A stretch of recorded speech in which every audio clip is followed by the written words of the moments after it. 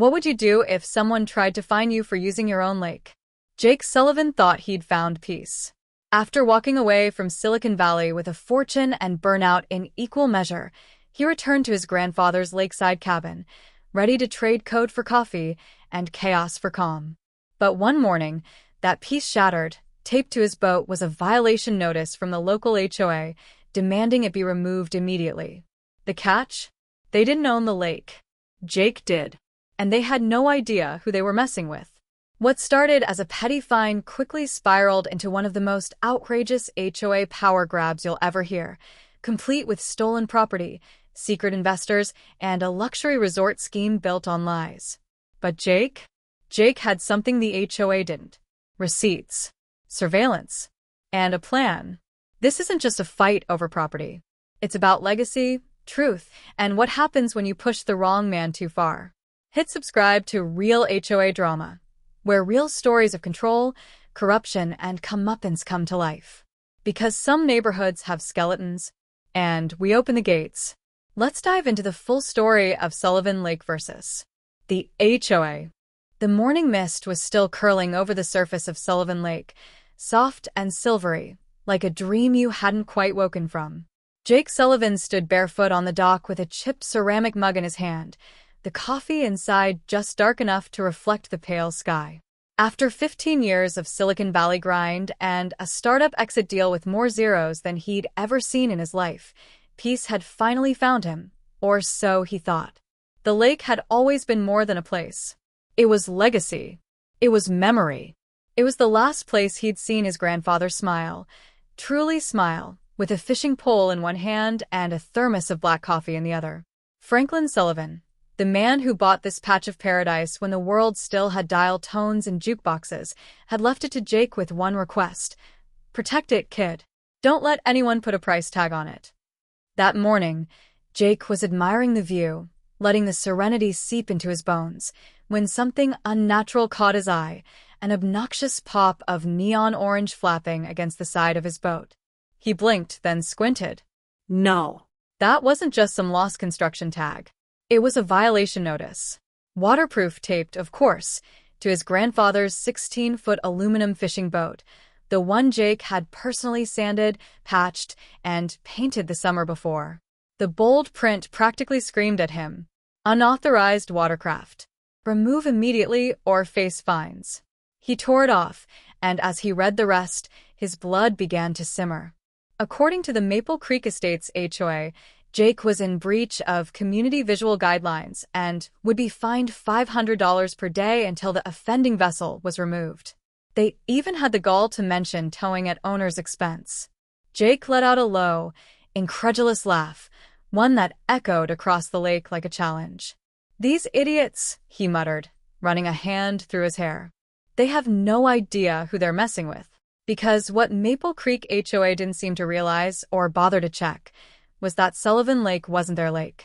It wasn't part of their community. It wasn't on their books. It wasn't under their authority. It was his. He owned the lake. Not just the cabin. Not just the dock. The water. The lake bed. The shoreline up to 15 feet beyond the high water mark. It was all legally his. It had been Sullivan property since 1953, long before the first HOA board ever met, long before McMansions started popping up like weeds across the ridge. Jake folded the violation notice neatly in half, then again, then once more until it was a tight, crumpled square of arrogance in his fist. "Oh, this is going to be fun," he said to the lake. Because if there was one thing Jake had learned in the corporate world, right after, never trust a VC wearing Patagonia indoors, it was that paperwork beats power trips every time. He turned on his heel, coffee still steaming in one hand, HOA's veiled thread in the other, and walked back up toward the cabin. It was shaping up to be a beautiful day. Sunny skies, birds singing, and the first shot in what would become the pettiest war of territorial stupidity he'd ever witnessed. Only this time, he wasn't just some burned-out tech guy looking for peace. He was a Sullivan, and they had just picked a fight on the wrong damn lake. The smell hit him first. That unmistakable scent of old paper, cedar, and thyme. Jake had been clearing out the attic in the cabin, half searching, half procrastinating, when he found the chest. Not a fancy one. Just a plain, weather-worn box, tucked behind a stack of dusty tackle boxes and a long-forgotten set of golf clubs, still wrapped in plastic. He flipped the latch and opened it, the hinges groaning like they hadn't moved since Eisenhower was in office. Inside, a leather-bound journal, some faded black-and-white photographs, and a rolled-up surveyor's map tied with twine. The name etched into the front cover of the journal, in thick, blocky pen strokes, stopped Jake cold. Franklin D. Sullivan. His grandfather. He sat down on the attic floor, letting a thin beam of light from the dormer window catch the brittle edges of the pages as he opened the journal. And just like that, time rewound. Franklin Sullivan wasn't just some eccentric old man with a fishing habit. He was a legend, at least around these parts. A World War II Navy vet turned commercial fisherman turned environmentalist before the word was cool. In the summer of 1953, when the rest of the country was building highways and selling Tupperware, Franklin took his savings and bought a 50-acre patch of wild heaven. Sullivan Lake. The locals thought he was nuts. Who buys an entire lake? But Franklin didn't care. He built a small cabin with his own hands, planted pine trees along the shore, and declared the water off-limits to idiots, developers, and anyone who doesn't know how to skip a rock properly. Jake turned the page and began to read aloud, the words jagged but deliberate. Water is life. Not just for fish or trees or animals. For us. For this land. And you don't sell life. You protect it. There was something in those lines, something more than nostalgia. It was warning. And a challenge. Several entries later, he found a longer passage, underlined twice. If you're reading this, it means I'm not around to keep the bastards out. Don't trust suits who smile too wide. They'll say they want to enhance the area. What they mean is drain it dry. Don't let them. This lake stays in the family. Period. Jake swallowed hard. It wasn't just a diary. It was a declaration of war. Peacefully written, but with the same grit his grandfather had when he told a mining company in 1968 to go dig somewhere else. Jake had heard the story growing up, how a group of investors from Chicago had tried to lease the land around the lake for mineral rights. Franklin met them with a shotgun in one hand and a copy of the land deed in the other. They backed down. Now, tucked inside the back cover of the journal, Jake found a folded letter and a hand-drawn map. The letter detailed that same mining company, Midland Natural Resources, and their proposal to build an access road right through Sullivan's property. Franklin had scrawled a big red NO across the bottom. Jake traced the map with his finger. The outlines were old, but unmistakable. The lake. The tree line. The ridge where now sat the HOA's community center. Suddenly, the dots began to connect. This fight? This arrogant HOA flexing like they owned something they didn't? It wasn't new. It was just the next chapter in a story that had started decades ago. Jake looked up from the journal, the attic silent except for the creak of the cabin settling around him. His chest tightened, not from anger, but from purpose. They'd tried this once before. And back then, they ran from Franklin Sullivan. This time, they were about to meet his grandson. And he had receipts. Jake wasn't a paranoid guy. Not by nature. He'd spent too many years in tech to know that most screw-ups weren't conspiracies. They were just incompetence with a logo. But what he found that Tuesday afternoon on the Maple Creek HOA website made his stomach twist. There it was. In high definition. A smiling group of middle-aged men in matching Columbia fishing vests, standing shoulder to shoulder on a dock, his dock. And, just above their sunburned heads, a massive banner that read, 14th Annual Elite Anglers Championship, Sullivan Lake, the crown jewel of Maple Creek. Jake stared at the screen. His coffee went cold in his hand. He clicked through photo after photo. Happy people posing with trout. Kids casting lines from the eastern shoreline. A whole damn pig roast under a tent he definitely hadn't put up. And then came the kicker. A club description page, proudly authored by Richard Wilkins, President, Maple Creek Estates HOA. Our exclusive access to Sullivan Lake ensures pristine fishing and a peaceful atmosphere for residents. Managed responsibly by the HOA for the benefit of our community. Jake blinked. Managed by who now? He sat back in his chair and let out a short laugh. One of those disbelieving laughs that starts in the chest and ends with, "These people are out of their damn minds." What made it worse was the phrasing. Exclusive access. They weren't just fishing. They were branding his lake, monetizing it, claiming ownership over it, hosting annual barbecues on his shoreline like it was their family reunion. Jake grabbed his phone and called the one guy who'd been around long enough to know exactly what was going on, Raymond Ray Brooks, the retired carpenter who lived a quarter-mile down the lake. "Jake," Ray answered with a voice like gravel and maple syrup. "What's going on?" Jake didn't waste time. "Ray, did you know the HOA's been throwing fishing tournaments on my lake?" Ray sighed like he'd been waiting years for that question. "They sure have. Every summer like clockwork. Fancy flyers, custom shirts, even trophies. They called themselves the Elite Anglers Club. Real proud of it." Jake rubbed his forehead. "How long?" "Far as I can tell, 5, 6 years, maybe more. Started right after your dad passed. Place was quiet, so I reckon they thought no one would mind. Or notice." Jake swore under his breath. "And Richard Wilkins? He really thinks he owns the lake." Ray chuckled. "Richard thinks he owns everything he can see over his martini glass. Told me once my boat shed was an eyesore. I told him the only thing sore was my ass from listening to him talk." Jake barked a laugh to spite himself. "So, what happened?" "He stopped talking. That's what happened." Jake shook his head. The absurdity of it was staggering. Not just that the HOA was using his lake without permission, but that they had the audacity to treat it like some community feature, like a picnic bench or a dog park. "Your granddad," Ray said, his voice growing a little softer, "he wouldn't have stood for this.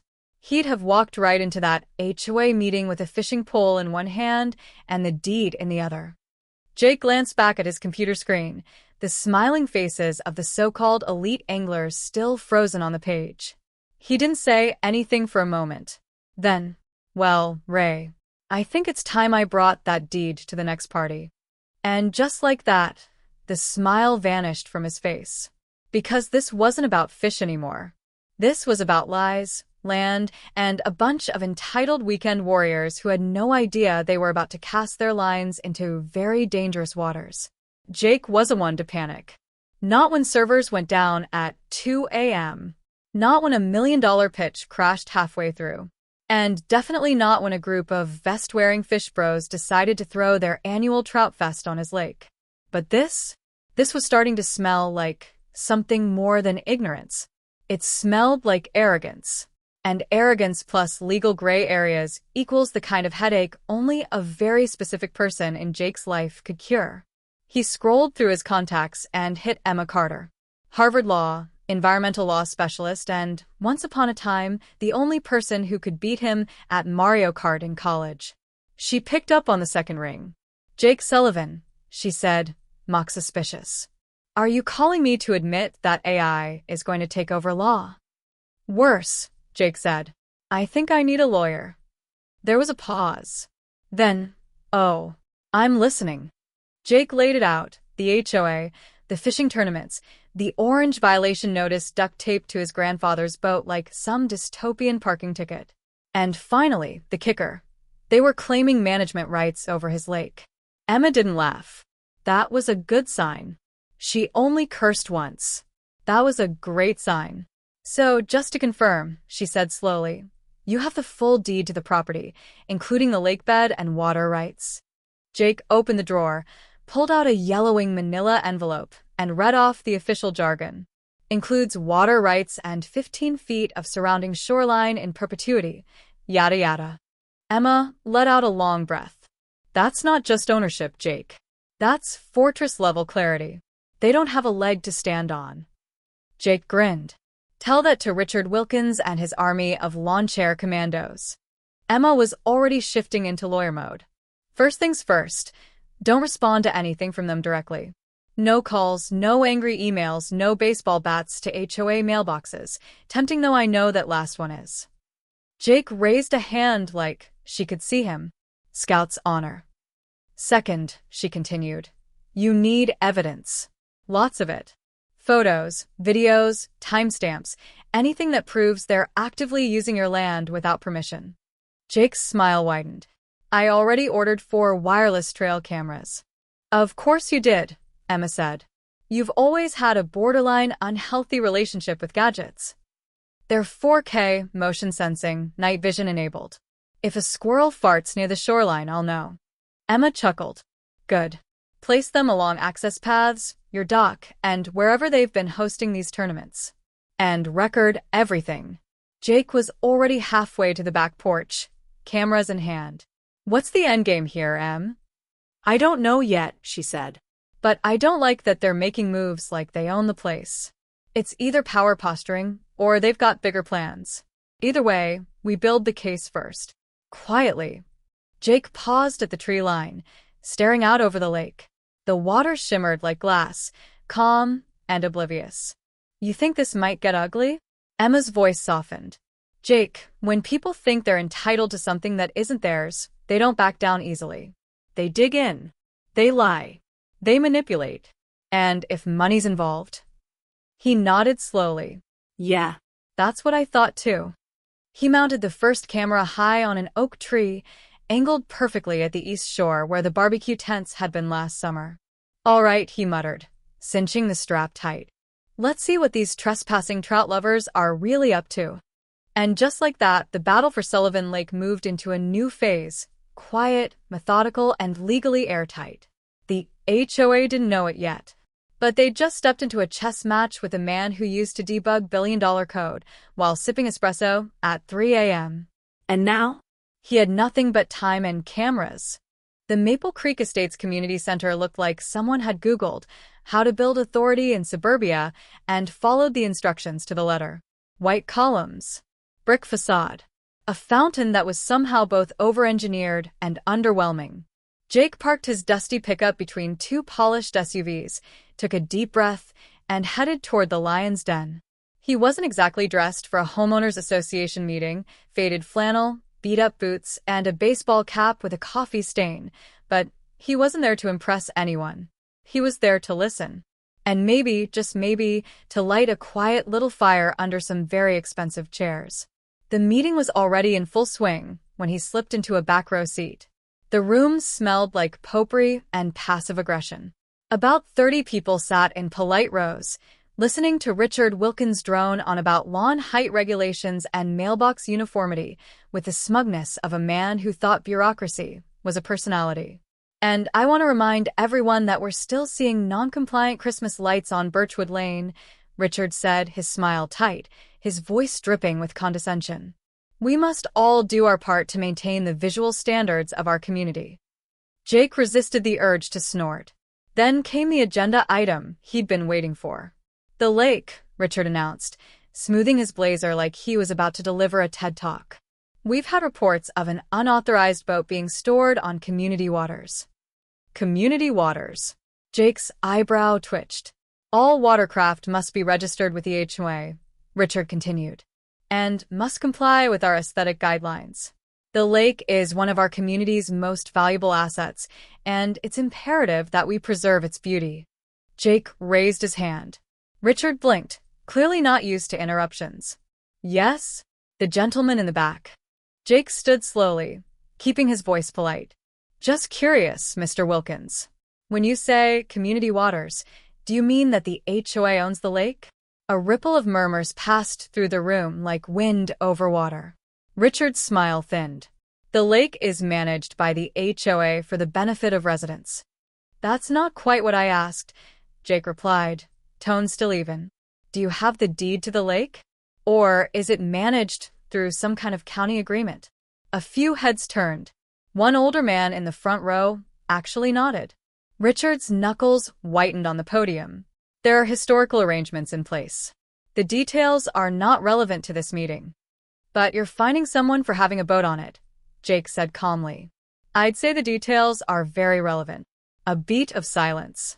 Then Richard cleared his throat and briskly moved on to the next item. Jake sat down, pretending to scribble something in a notebook. But he could feel eyes on him now. Curious, uncertain. The spell had been broken, if only slightly. After the meeting adjourned, People shuffled out, some with suspicious glances back at Jake, others just eager to get home. That's when a tan, barrel-chested man in a Bass Pro cap and designer fishing vest approached. Gerald Thompson, president of the Elite Anglers Club, extended a hand with a practiced, confident grin. "Haven't seen you around before," he said. "You new to the neighborhood?" Jake took the handshake. "Just moved back into my family's place on the lake." Gerald's eyes flickered. "The old Sullivan cabin?" "That's the one."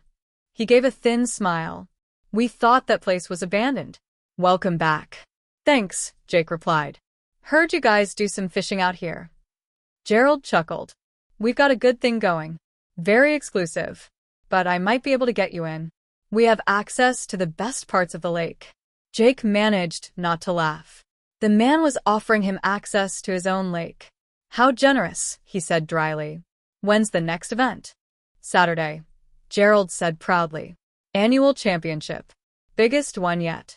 Jake nodded slowly, locking eyes with him. "Sounds like a real catch." As Gerald walked away, Jake's expression darkened. The lines had been drawn. And Saturday? Saturday was going to be very interesting. The lake was unusually quiet that morning. Too quiet. Jake stepped onto the dock, coffee mug in hand, expecting to see his grandfather's old aluminum boat bobbing gently where he'd left it the day before. Instead, there was nothing, just an empty stretch of water and a fluttering piece of paper taped to the cleat like a bright orange insult.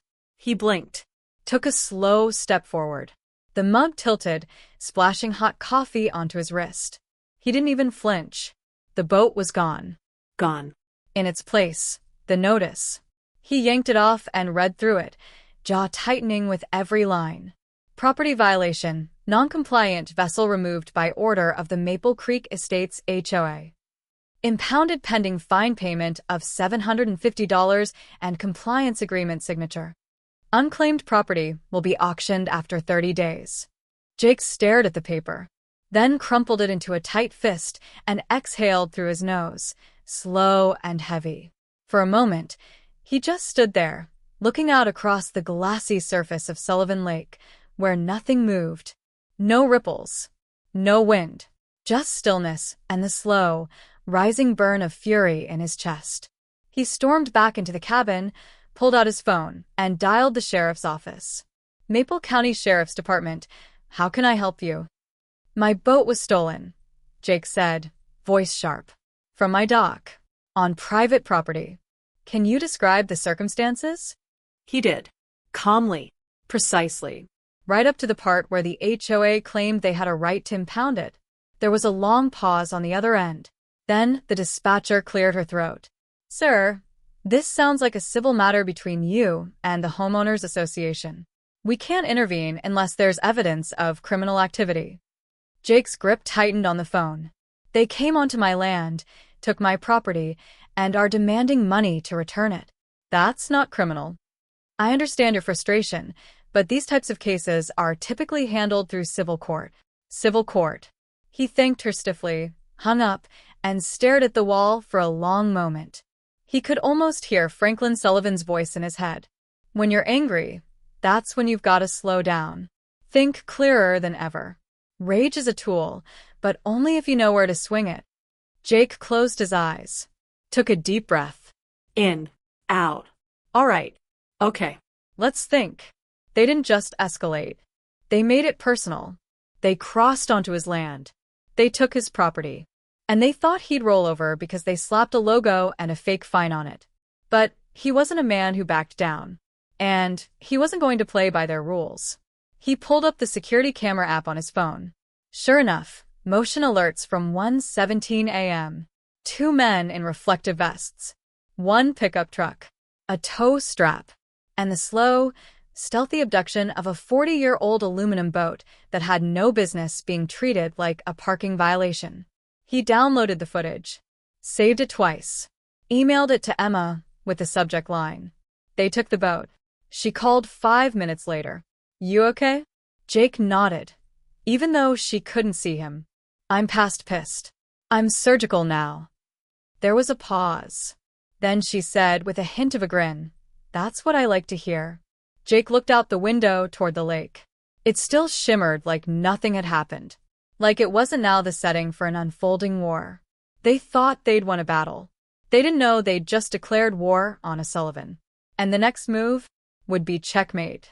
Ray showed up at Jake's cabin just after lunch with a six-pack of root beer and a look on his face like something had crawled out of the past and refused to die. "She called me this morning," he said, not even waiting to sit. "My niece. You remember Ellie? Works over at the county planning department." Jake nodded slowly. "Redhead. Hates pickles. Smart as hell." Ray chuckled. "That's her. She saw something come across her desk she thought you ought to know about. And when I say something, I mean a full-blown development proposal. Resort style. Big money." Jake set down his mug. "Define big." "Marina. Luxury condos. Private golf course. Restaurants. Spa. Hell, probably an airstrip for all I know." Jake raised an eyebrow. "And where exactly is this utopia supposed to go?" Ray's face tightened. "On your lake." There was a long silence. Jake leaned back in his chair, the old wood creaking beneath him. "They're not just trespassing. Nope. They're selling it. Yup." Jake let out a low whistle. "Son of a gun," Ray finished for him with a wink. Ellie said the HOA submitted a preliminary interest letter using language like presumed jurisdiction over Sullivan Lake and existing management infrastructure in place. Sounded real official. Jake's jaw clenched. He didn't even bother pretending to be surprised anymore. The violation notice, the stolen boat, it was never about compliance. It was about clearing the way. About removing obstacles before the ink dried on something bigger. Much bigger. That night, Jake sat on his porch, flicking through footage from his newly installed cameras. At 9:37 p.m., a motion alert pinged. He zoomed in. There they were. Richard Wilkins, dressed like a politician out for a boat ride, gesturing proudly toward the eastern shoreline. He was accompanied by 3 men and 1 woman, tailored suits, slick shoes, clipboards in hand. One carried a folder that glinted in the moonlight. Maple Creek Expansion, Confidential. Jake turned up the volume. "Already established control over 80% of the visible lakefront," Richard was saying, his voice smooth and rehearsed. "We're in final talks with the remaining holdout. Should be resolved shortly." Holdout. The word tasted foul. He watched as Richard waved toward Jake's dock, and promised unparalleled access to private recreational water as part of the sales pitch. One of the investors asked about zoning. "We've had informal authority for years," Richard replied confidently. "The county sees us as the de facto management group. Legal formality is just a matter of time." Jake paused the video, then forwarded it to Emma with the subject line, "Checkmate in progress." She called 5 minutes later, again. "I just watched it," she said. "And I gotta say, I was expecting smug. But I wasn't expecting felony-level smug." Jake's voice was low and even. "He's pitching investors on my property like it's a damn strip mall." Emma didn't laugh this time. "They're bluffing, Jake. That's what this is. A big, polished, overconfident con job. They know they don't have legal ownership, so they're creating a narrative. Playing the part of the rightful managers, so when the investors show up, nobody asks the hard questions." Jake stared out at the lake, the dark water catching slivers of starlight. "Fake it till you make it, huh?" Exactly. "They're pretending they own it so they can sell it before anyone finds out they don't." Jake exhaled slowly. "Well, now someone knows." Emma's tone shifted. Calm, sharp, strategic. "Then we make it public." "Not yet. But soon. For now, keep the cameras rolling. Get everything." Jake looked out across the water and narrowed his eyes. They thought he'd been asleep for 5 years. Thought the Sullivan family had faded into history with the old man and his stories. But history was about to bite back. And this time, it had video evidence. Jake had just finished his second cup of coffee and was halfway through a rewatch of last night's surveillance footage when the doorbell rang. That in itself was strange. No one ever just showed up at the Sullivan cabin, especially not before noon. Out here, you either called ahead or you got mistaken for a trespasser.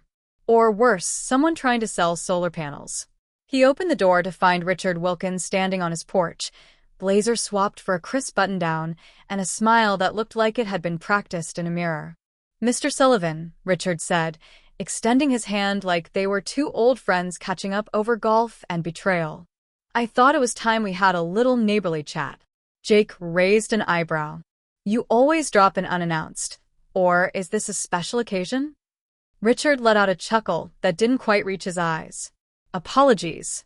I just figured a face-to-face might be more productive than another letter." Jake didn't invite him in, but Richard stepped across the threshold anyway, as if he owned the place. That alone told Jake everything he needed to know. "I'll get to the point," Richard said, setting a leather folder down on the kitchen table with a soft thud. "We're willing to be flexible about your boat. In fact, the HOA is prepared to make an exception just for you." Jake didn't open the folder. "That's so. All we ask," Richard continued smoothly, "is that you sign this simple agreement acknowledging the HOA's management authority over lake-related activities. It helps us maintain standards and avoid any confusion in the future." Jake finally cracked open the folder and gave the document a cursory glance. Legalese. Polite threats in italics. It was a Trojan horse, looked like peace, smelled like conquest. He closed the folder slowly. "So, just to be clear, if I sign this, I get to keep my boat?" Richard nodded. Exactly. "And we can move past all this unpleasantness." Jake tilted his head. "And the Elite Anglers Championship tomorrow? That's included in this arrangement too." There it was. The flicker. Richard's smile faltered for a split second. Sorry." Jake leaned in slightly, voice still calm. "The big tournament on the East Shore. Tents, barbecues, the whole shebang. Just making sure that's part of the arrangement, too." Richard recovered quickly, but not well. "Oh, well, that's a community event. Been happening for years." Jake gave a small, knowing nod. Right. "Years." He handed the folder back. "I'll have my lawyer take a look." Richard didn't hide the sour note in his tone this time. "Mr. Sullivan, I'm trying to be reasonable here. We both know how important it is to maintain harmony in the neighborhood." Jake's voice didn't rise, but the air in the room shifted. "No, Richard. You're trying to rewrite a boundary line. And I'm just making sure the original ink doesn't fade." Richard stiffened, then offered a thin smile as he retreated toward the door. "I do hope we can work this out, amicably."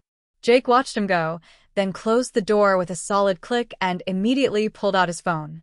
Emma picked up on the first ring. "Let me guess. Richard came bearing gifts." Jake grinned. "If by gifts you mean a fake peace treaty in a $40 leather folder, then yes." "What did you say?" "I told him I'd think about it, then asked if his illegal fishing tournament was included." Emma snorted. "Oh, I love you." "We're letting it happen, Jake said, already scanning his camera feeds. "Full show. Full crowd. We'll catch every inch of it on tape." Emma's voice turned sharp. "We're building the case. Let them dig their own hole." Jake looked out over the lake, the wind just beginning to pick up across the surface. Lines had been drawn. And tomorrow? The HOA was going to march right over them, straight into their own trap. Saturday morning dawned bright and obnoxiously perfect. The kind of weather that made real estate brochures practically write themselves. Clear blue skies, sunlight bouncing like diamonds off Sullivan Lake, and the air humming with the buzz of outboard motors and barbecue chatter. By 9 a.m., Jake's once quiet eastern shoreline looked like the set of a reality TV fishing show. SUVs lined the grass, folding chairs popped open in rows, coolers clinked with beers, and fishing rods stood like antennae ready to reel in pride and Instagram clout. At the center of it all stood a massive vinyl banner that made Jake's blood simmer. 15th Annual Elite Anglers Championship, presented by Maple Creek HOA. Beneath it, Richard Wilkins, schmoozing with a group of well-dressed investors who looked wildly out of place in wingtips and boat shoes. One was even holding a brochure. Jake would have bet good money it contained renderings of luxury condos right where he used to build tree forts. Hidden behind the tree line, Jake and Emma sat with binoculars, cameras rolling. Emma was all business. 42 people. 15 boats. At least 3 large coolers. No permits. And all of it. Jake finished for her. On my land. She pulled out a folder thick with documentation and gave him a nod. Let's end this. 10 minutes later, they walked side by side down to the shoreline, Jake in boots and a flannel, Emma in tailored slacks and lawyer-mode sunglasses, and just behind them, a sheriff's deputy in full uniform. When the deputy raised his hand and shouted, "Excuse me, folks," the entire event paused like someone had hit mute on the chaos. People turned. Forks froze in midair. One guy dropped a can of beer. "We're here to inform you," the deputy said, "that this event is taking place on private property without the owner's permission. By order of the Maple County Court, this land is to be vacated immediately." Gasps. Then murmurs. Then uproar. Richard stormed forward, his smile cracking like cheap porcelain. "This is ridiculous. This is community space. The HOA." Emma cut him off, pulling a crisp court injunction from her folder, like a royal flush. "The HOA has no legal authority over this lake. The deed, which we have verified through the county registrar, shows Sullivan Lake has been private property since 1953, owned solely by the Sullivan family." She held it up for everyone to see. "You've been trespassing. Hosting commercial events. Selling access you didn't have. That's not just wrong. That's fraud." A beat of stunned silence. Then a voice from the crowd, angry, bewildered, and loud. "We pay $5,000 in HOA fees every month for access to this lake. Are you saying we've been conned?" That was the match. More voices joined in, confused residents demanding answers, investors backing away like the ground had turned radioactive, and Richard trying desperately to keep his composure as his little empire crumbled at his Italian leather shoes. One investor pointed at Jake. "Are you the actual owner?" Jake nodded once. "Name's on the deed. Always has been." Another investor muttered something about pulling out and misrepresentation before hurrying to his car. Emma leaned into Richard and whispered just loud enough for him to hear, "I suggest you find a lawyer, not a golf course." Richard's face drained of color. Gerald Thompson, the self-important angler-in-chief, tried to save face, waving his club cap. "This is a misunderstanding. We've had this event for years." Emma turned to the crowd. "Years of illegal use doesn't make it legal. It just makes it repeat trespassing." The deputy raised his voice again. "Ladies and gentlemen, please gather your belongings and leave the premises. This is now a legally enforced matter." Slowly, grudgingly, the event deflated like a sad beach ball. Tents came down. Boats were hauled out. And Richard? He stood alone in front of that oversized banner, his future unraveling faster than the Velcro on his HOA badge. Jake walked up to him, calm but firm. "This didn't have to go this way. But you tried to steal something that wasn't yours. And now, well, everyone knows." Richard opened his mouth, maybe to apologize, maybe to lie again. But Jake didn't wait. He turned and walked back toward his cabin, Emma at his side, cameras still rolling. Behind them, the truth echoed louder than any speech. You don't get to fake ownership and walk away clean. Especially not from a Sullivan. By the time the front page article hit every doorstep in Maple County, Richard Wilkins was long gone. No press conference. No apology. No final desperate swing at salvaging his image. Just a BMW spotted tearing out of town at 3 a.m., a resignation letter emailed from a burner account, and one particularly juicy tip from a local journalist who couldn't resist digging deeper. Turns out Richard Wilkins used to be Richard Williams, a name well known in certain Florida real estate circles. He'd lost his broker's license 5 years earlier for misrepresenting property boundaries in a luxury development scam. Fled the state. Switched a few letters in his last name. Reappeared in Maple Creek like a bad sequel wearing a better suit. But karma doesn't need a forwarding address. It finds you. And when it does, it tends to bring receipts. The aftermath was a mix of disbelief, embarrassment, and, eventually, renewal. With the HOA in shambles and residents furious over years of misinformation and wasted fees, it was clear something had to change. not just leadership. The whole structure. That's when Emma had the idea. "We don't need to destroy the relationship between you and the community," she said, sipping tea at Jake's cabin a few days later. "We just need to redefine it." So they did.